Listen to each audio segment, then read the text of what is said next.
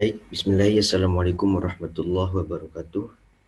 Alhamdulillahirabbil alamin wal 'aqibatu lil muttaqin wa la 'udwana illa 'alal zalimin.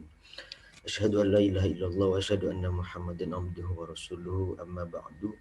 Qalu subhanaka la ilma lana illa ma 'allamtana innaka antal alimul hakim. Hasbunallahu wa ni'mal wakil, ni'mal maula wa ni'man nasir. La haula wa la quwwata illa billahil aliyyil azim. Amma ba'du. Langsung saja yang saya hormati dosen pengampu mata kuliah ilmu dakwah yaitu Alustad Agus Nurkoim, yang mari kita sama-sama doakan semoga beliau disehatkan badannya, dipanjangkan umurnya dan diberikan ilmu-ilmu yang bermanfaat sehingga bisa dibagikan kepada kami sebagai murid-murid dari beliau.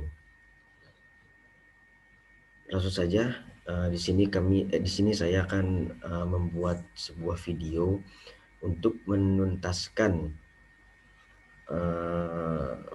mata kuliah ilmu dakwah ini, yaitu di ulangan akhir semester 4 saya ini, yang dimana kami mendapatkan tugas untuk membuat atau membuat video dan merangkum dari semua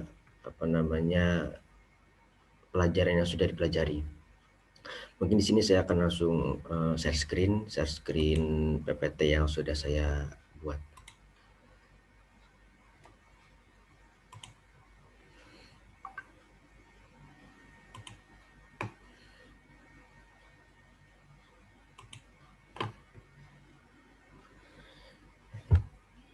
Baik, assalamualaikum, selamat pagi teman-teman.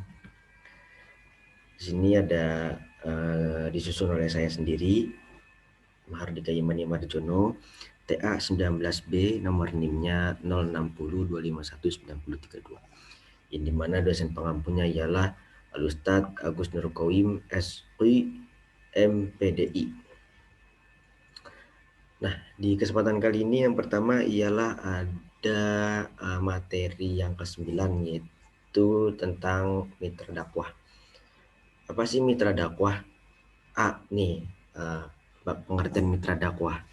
Mitra dakwah atau al-mad'u adalah siapapun yang menjadi sasaran dakwah. Mad'u yaitu manusia yang menjadi sasaran dakwah atau manusia penerima dakwah, baik sebagai individu maupun kelompok, baik manusia yang beragama Islam atau Muslim maupun tidak, atau non Muslim. Atau dengan kata lain secara keseluruhan kepada manusia yang belum beragama Islam.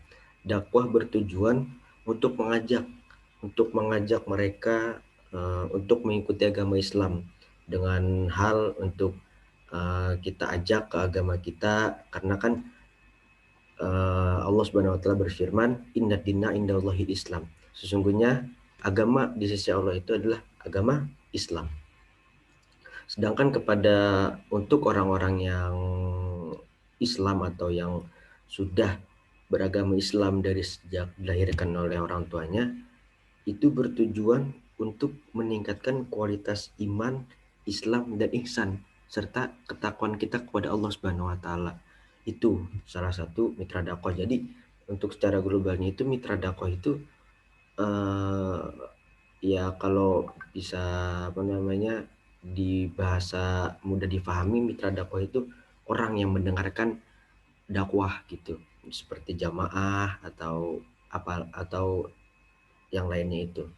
Terus kemudian di sini yang B ada mitra dakwah perspektif teologis. Di sini ada dua pembahasan teologis terkait dengan mitra dakwah, yaitu sejauh mana dakwah telah menjangkau mereka dan bagaimana klasifikasi keimanan mereka setelah menerima dakwah. Masalah pertama pernah menjadi polemik dalam sejarah Islam saat umat Islam dihadapkan pada munculnya pemikiran teologis dalam kaitannya dengan kepentingan politik. Persoalan ini dimulai dari perdebatan tentang peranan akal dan wahyu dalam perbuatan manusia. Dengan apa? Dengan apa kita bisa menilai perbuatan manusia? Akal ataukah wahyu? Nah, di sini ada pertanyaan nih. akal atau wahyu nih yang kita bisa menilai eh, pandangan manusia ini nih. Dalam konteks politik saat itu, bagaimana kita menilai mana yang benar dan mana yang salah? Seperti pada peristiwa keputusan Ali bin Abi Thalib dan Muawiyah bin Abu Sufyan bin Abu Sufyan dalam perang Siffin pada zaman dahulu itu. Nah, itu adalah mitra dakwah perspektif teologis. Yang C atau yang ketiga itu ada yang namanya mitra dakwah perspektif sosiologis. Apa sih mitra dakwah perspektif sosiologis? Mitra dakwah ini sangat luas cakupannya dari kacamata sosial, ekonomi. Mitra dakwah dapat digolongkan berdasarkan ketenaga kerjaan, pekerjaan, penghasilan, dan penguasaan. Karena dari sudut sosio-antropologis, mitra dakwah dapat dibedakan dari status sosial, bentuk kelompok, dan sistem budayanya. Mula-mula kita memandang mitra dakwah sebagai individu dan kelompok. Sebagai individu, ia adalah suatu anggota kelompok sosial yang memiliki satu status sosial. Nah, setiap individu memiliki banyak dia bisa beranggotakan kelompok lain. Jadi yang intinya itu status mitra dakwah harus menjadi perhatian bagi pendakwah karena strategi dakwah dapat berbeda manakala mitra dakwah yang dihadapi memiliki status yang berbeda. Jadi ketika kita berada di musola, kita berhadapan dengan mitra-mitra dakwah uh, dalam tanda petik orang-orang kampung, mungkin pemikirannya bukannya apa tidak begitu luas. Akan tetapi ketika kita berceramah atau kita melakukan pidato di apa namanya di masjid-masjid besar itu harus apa yang kita harus menyesuaikan dengan pemikiran mitra-mitra dakwah yang ada di tempat itu. Nah, yang terakhir ini di mitra dakwah ini ada prioritas mitra dakwah. Prioritas mitra dakwah. Abu Al-Darda radhiyallahu an memprioritaskan masyarakat yang benar-benar membutuhkan dakwah daripada keluarganya yang masih belum menunjukkan tanda-tanda simpati kepada dakwahnya. Secara ideal, mitra dakwah dari lingkungan keluarga harus didahulukan sebelum berdakwah kepada masyarakat luas. Keluarga di sini adalah mereka yang memiliki hubungan darah dan nasab dengan kita. Keluarga dapat dibagi menjadi dua macam, yaitu keluarga dekat atau inti dan keluarga jauh. Keluarga adalah prioritas dakwah setelah diri sendiri. Jadi keluarga itu harus kita prioritasin utama setelah diri kita sendiri, sebagai kita menasihati diri kita sendiri ketika diri kita sudah bisa dinasihati dan sudah menjalankan apa-apa yang dilarang oleh Allah, seperti dalam halnya takwa gitu kan. Takwa itu imtithalul awamirillah wajtanibun nawahihi. Imtithalul awamirillah itu selalu mengerjakan berkesinambungan, kontinuitas ya kontinuitas imtithalul awamirillah, apa yang diperintahkan oleh Allah Subhanahu wa taala. Kita selalu mengerjakan apa yang diperintahkan oleh Allah Subhanahu wa taala, wajtanibun nawahi, dan menjauhkan nawahi, apa yang telah dilarang oleh Allah Subhanahu wa taala dan juga Rasulnya. Itu prioritas mitra dakwah adalah keluarga sendiri. Jadi keluarga yang satu darah, satu nasab, seperti orang tua, kakek, nenek, itu adalah prioritas mitra dakwah. Kemudian di sini ada yang namanya pesan dakwah, materi yang ke-10. Apa sih pesan dakwah itu? Di sini saya akan sedikit menjelaskan tentang pengertian pesan dakwah, unsur-unsur dakwah, dan sumber pesan dakwah. Di sini yang pertama ada pengertian pesan dakwah. Apa itu pengertian pesan dakwah? pengertian pesan dakwah adalah sesuatu yang disampaikan pengirim kepada penerima. Nah, pesan adalah sesuatu yang bisa disampaikan dari seseorang kepada orang lain, baik secara individu maupun kelompok, yang dapat berbuah pikiran, berupa buah pikiran, keterangan, pernyataan dari sebuah sikap. Salah satu dasar, salah satu unsur dakwah adalah mada'u, yakni manusia yang merupakan individu atau bagaimana dari komunitas tertentu. Mada'u sebagai sentral dakwah yang hendak dicapai melalui dakwah untuk memberdayakan masyarakat menuju lahirnya komunikasi yang luas. Ya, itu pengertian dari pesan dakwah. Jadi pesan yang dimaksud di sini adalah proses komunikasi sesuatu yang disampaikan pengirim kepada penerima. Jadi maksudnya pengirim itu kita nih yang melakukan dakwah, pengirim, dan penerimanya siapa? Tuh tadi yang telah disampaikan mitra dakwah atau jamaahnya, jamaah yang apa namanya, yang menyimak atau mendengarkan apa yang disampaikan oleh pendakwah. Di sini yang kedua, yang B itu ada unsur-unsur dakwah. Di sini unsur-unsur dakwah yaitu apa sih unsur-unsur dakwah? Unsur-unsur dakwah adalah sebuah komponen yang terdapat dalam setiap kegiatan dakwah seperti dai.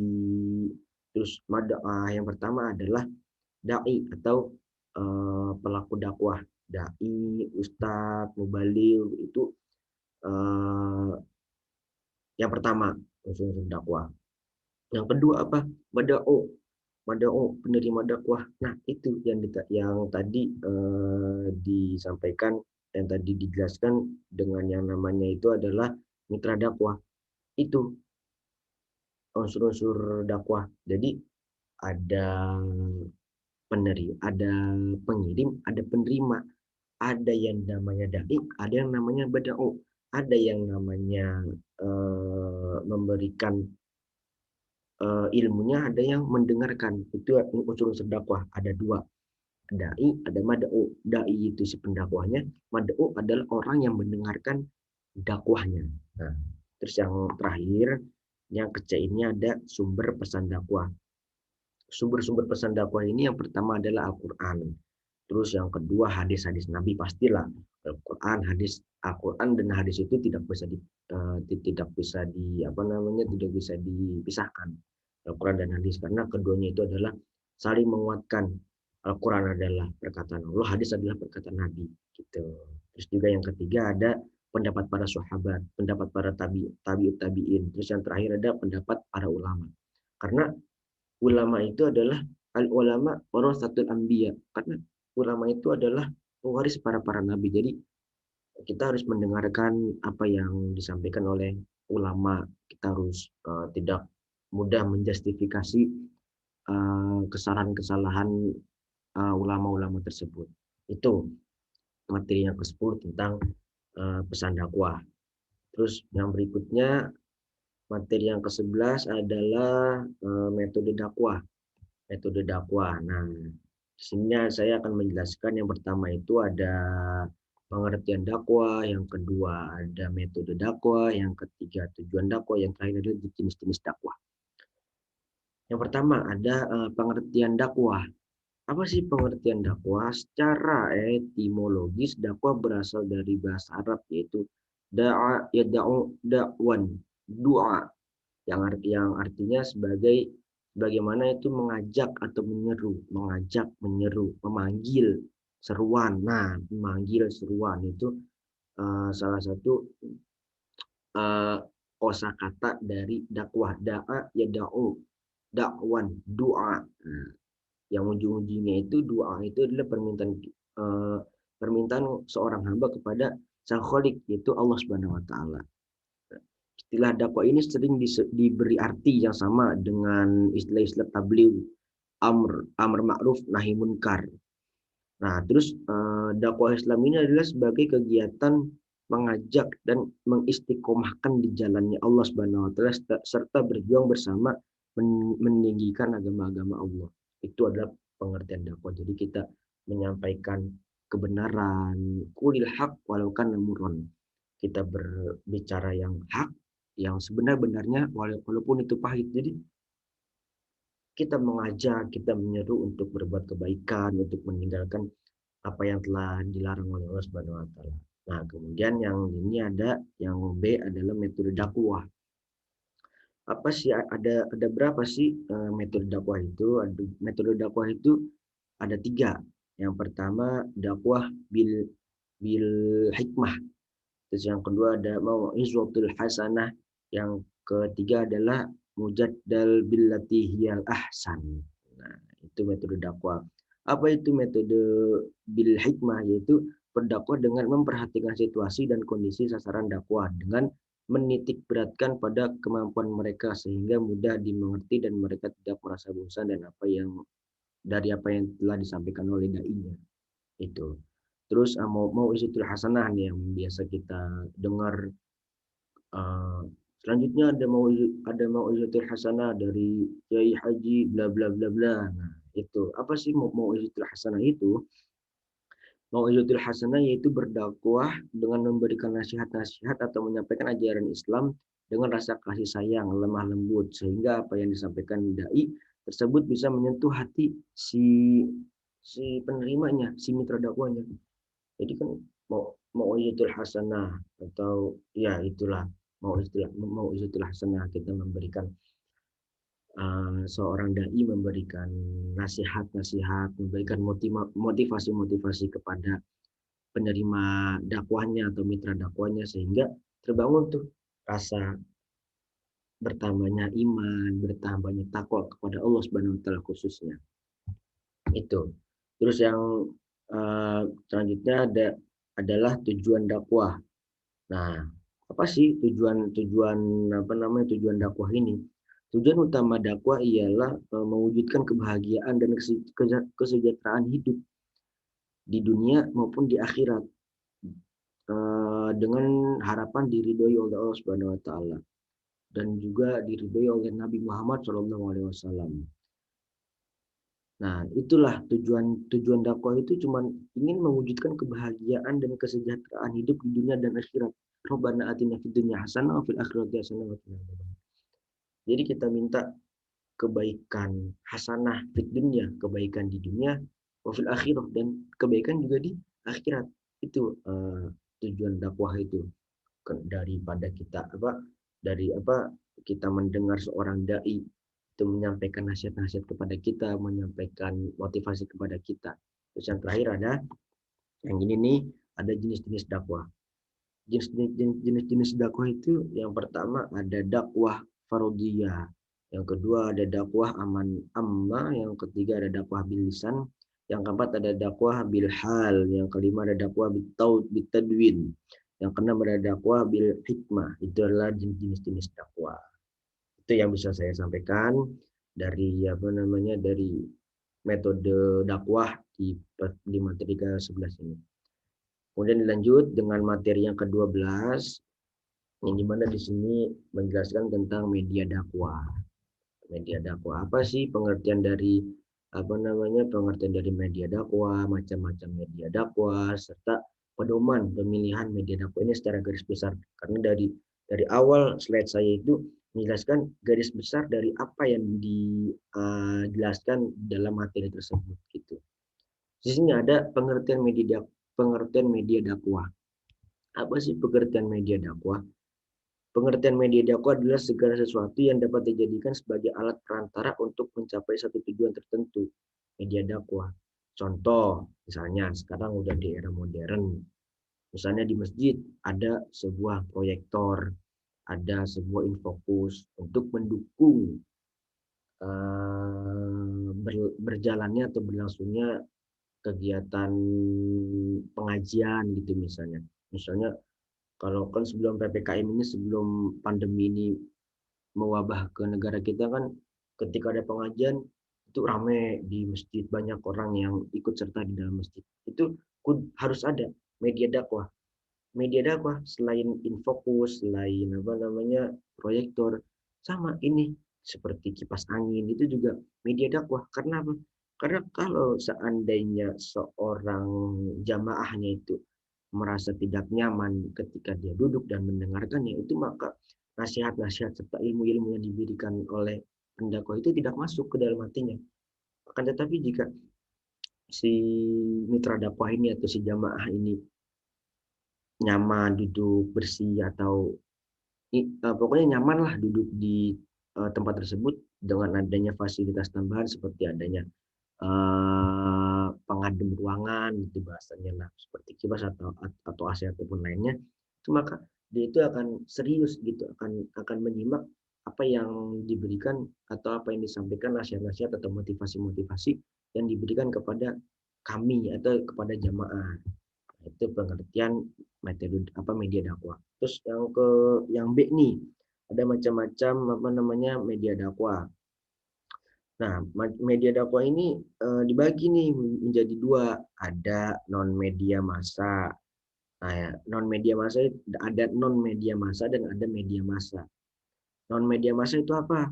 Manusia, utusan, karir dan lain-lain. Terus juga ada benda, telepon, surat dan lain-lain, itu non media massa.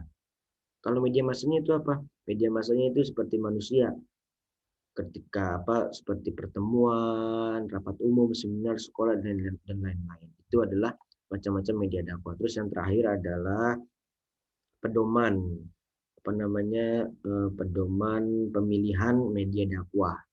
Pedoman pemilihan media dakwah ini dengan banyaknya yang ada, maka dai harus dapat memilih media yang paling aktif untuk mencapai tujuan dakwah.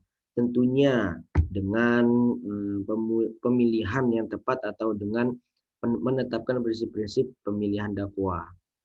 Nah, itulah pedoman pemilihan media dakwah. Itu yang mungkin yang bisa saya sampaikan di materi ke-12 ini tentang media dakwah. Kemudian selanjutnya materi materi yang ke-13 tentang logistik dakwah. Sini wah ini agak agak lumayan banyak nih, ada 5 nih. Ya, ada dari A sampai C tuh. Ada pengertian logistik dakwah. Logistik dakwah. Apa sih pengertian apa namanya? Pengertian logistik dakwah? Dari segi bahasa etimologi, dakwah berasal dari da'a yang tadi itu da'a, ya da'u, dakwan. Setelah diambil dari beberapa kata tersebut, maka kita dapat menyimpulkan bahwa logistik dakwah adalah sesuatu yang diperlukan dalam kegiatan berdakwah agar berjalan sesuai tujuan yang ingin dicapai. Logistik dakwah itu sendiri mencakup banyak mulai dari sarana prasarana, informasi, ruangan, dana, alat transportasi, serta beberapa hal yang dibutuhkan dalam kegiatan berdakwah. Itu pengertian logistik dakwah. Terus kemudian yang B nih, yang B ada etika normatif logistik dakwah. Sebagaimana yang kita ketahui bahwa Islam adalah agama dakwah, dengan kata lain bahwa keberadaannya adalah dengan disebarluaskan melalui kegiatan dakwah. Tujuannya adalah memberikan penjelasan kepada umat Islam untuk mengambil segala ajaran Allah Subhanahu wa taala yang terkandung di dalam Al-Qur'an dan juga sunnah Nabi Muhammad SAW sebagai pedoman hidupnya. Itu etikanya. Dan juga jika logistik dakwah digunakan, maka ia harus mengikuti etika Islam. Tujuannya yang awalnya menuju kebaikan akan menjadi buruk jika dilakukan dengan cara yang buruk atau barang yang haram. Itu etikanya. Jadi ketika kita menjalani sesuatu dengan barang-barang yang buruk, barang-barang yang haram, itu akan tidak membuahkan hasil yang baik. Terus yang kecil ini ada pengadaan logistik dakwah. Dalam pengadaan logistik dakwah dapat berupa barang jasa. Barang atau jasa ada kaitannya dengan kepemilikan. Dalam Islam bahwa kepemilikan ada yang pribadi dan umum, harus memiliki upaya-upaya tersendiri untuk memperoleh sumber logistik dakwah dapat berupa sedekah, zakat, wakaf dari jalur pemberian atau pembelian. Di samping untuk konsumsi dakwah, persewaan juga bisa dijadikan alat alternatif untuk investasi, karena aman dari pergantian pemilik. Maka investasi persewaan paling diminati oleh para pendakwah maupun pengurus lembaga dakwah itu yang pertama adalah diam saat setelah bergerak, tidak berlebihan, tuh, membanggakan diri, takut dan juga tidak pamer. Tuh. Terus juga yang D ini adalah perawatan dan pemanfaatan logistik dakwah. Dipandang dari sudut perawatan, logistik dakwah dapat dibagi menjadi dua, yaitu perawatan kuratif dan perawatan preventif. Tuh. Apa itu perawatan kuratif? Upaya merawat logistik dengan membenahinya bila ada suatu masalah. Terus perawatan preventif adalah upaya antisipatif atas sebuah benda atau barang dari kerusakan, kotoran, dan penyusutan. Upaya perawatan preventif membutuhkan analisa prediktif tentang keadaan barang. Gitu. Setiap barang pasti mengalami kerusakan maupun penyusutan dalam jangka tertentu, tergantung dari pemakaian dan perawatan. Terus yang terakhir ada sumber logistik dakwah. Ini dari mana aja ini? Ini sumber logistik dakwah ini pasti kita tahu ada dari infak yang pertama, terus juga dari sodako, dari hadiah, dari hibah, dari bantuan. Itu sumber-sumber logistik dakwah yang dimana nanti akan dikumpulkan untuk dibelikan inventaris masjid atau inventaris dakwah gitu juga. Nah, itu yang bisa saya sampaikan di materi ke-13 ini di logistik dakwah. Nah, yang terakhir adalah materi ke-14 yaitu apa namanya implementasi dakwah. Implementasi dakwah. Apa sih implementasi dakwah itu? Nabi Muhammad SAW menyuruh manusia muslim untuk berdakwah, menyebarkan dan menyampaikan ajaran agama Islam yang diketahuinya atau yang dipahaminya. Dengan demikian dapat dikatakan bahwa seruan agama itu merupakan dakwah. Dalam hal ini Allah Subhanahu wa taala menunjukkan adanya ajakan, petunjuk dan nasihat bagi manusia beriman dalam melakukan perbuatan terpuji. Penyuluh agama Islam adalah salah seorang yang memiliki tugas utama dalam hal dakwah. Secara bahasa, penyuluh merupakan arti dari kata bahasa Inggris yang sering diterjemahkan dengan menganjurkan atau menasihatkan. Kata penyuluh di sini mengandung arti penerangan. Jadi itu implementasi dakwah. Terus adapun juru dakwah adalah salah satu faktor dalam kegiatan dakwah yang menempati posisi yang sangat penting itu dalam menentukan berhasil tidaknya kegiatan dakwah. Itu uh, implementasi dakwah. Ya, mungkin video saya kali ini cukup sekian. Jika ada kesalahan mungkin datangnya, jika ada kesalahan itu pasti datangnya dari diri saya pribadi. Jika ada kelebihan atau apapun itu datangnya dari Allah Subhanahu Wa Taala. Mungkin saya cukupkan sampai di sini. Kurang lebih saya mohon maaf. Bila taufiq wal hidayah wal afwa minkum. Wassalamualaikum warahmatullahi wabarakatuh.